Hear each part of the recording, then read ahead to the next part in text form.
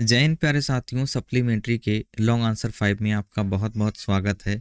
चलिए पहले अपने प्रश्न को पढ़ लेते हैं। Describe the life of Matilda Loisel. तो मटिल्डा लॉइजल के जीवन का वर्णन कीजिए। Before and after she lost the necklace. तो बिफोर यानी कि पहले और बाद। तो हमें मटिल्डा की वो लाइफ बतानी है कि नेकलेस खोने से पहले का जीवन क्या था और उनके बाद का जीवन क्या था। आंसर लिखना है 60 शब्दों में। 2024 के एच और जे सेट से ये क्वेश्चंस दिया गया है। तो दोस्तों, इस क्वेश्चन को लिखने का तरीका ये रहेगा कि सबसे पहले आप एक हेडिंग डाल दें, the life of Matilda before losing the necklace. यानी कि मटिल्डा का जीवन बिफोर लूजिंग यानी खोने से पहले, और द नेकलेस का मीन्स हो गया नेकलेस। तो नेकलेस खोने से पहले मटिल्डा की लाइफ कैसी क्या थी, पहले उसको लिख देते हैं। Matilda was a young lady. Matilda एक नौजवान औरत थी। She was fond of luxurious thing. वो शौकीन थी किस किस चीज़ों की। फाउंड ऑफ का मीन्स हुआ शौकीन थी। लग्जरियस थिंग यानी कि महंगी महंगी चीज़ों की, जैसे 5 स्टार होटल में जाकर के खाना खाना, एरोप्लेन से घूमना। ठीक है, समझ गए होंगे आप। But she was born in a family of clerk. लेकिन उसका जन्म एक क्लर्क की फैमिली में हुआ था।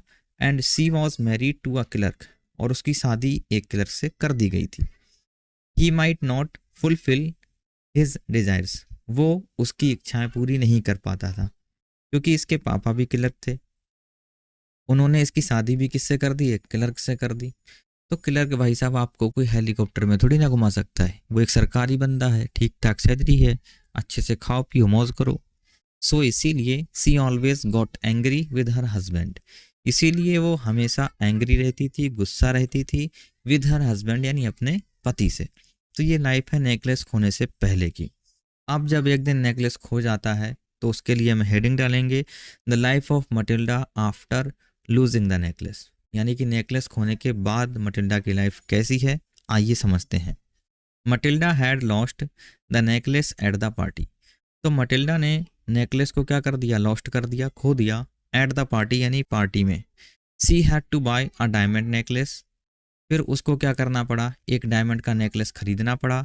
And return to her friend, और अपनी दोस्त को लौटाना पड़ा। He had to take a loan. उसको एक लोन लेना पड़ा। यहाँ पर दोस्तों शी कर सकते हैं आप। She had to take a loan, उसको लोन लेना पड़ा। She had to give up her comfort.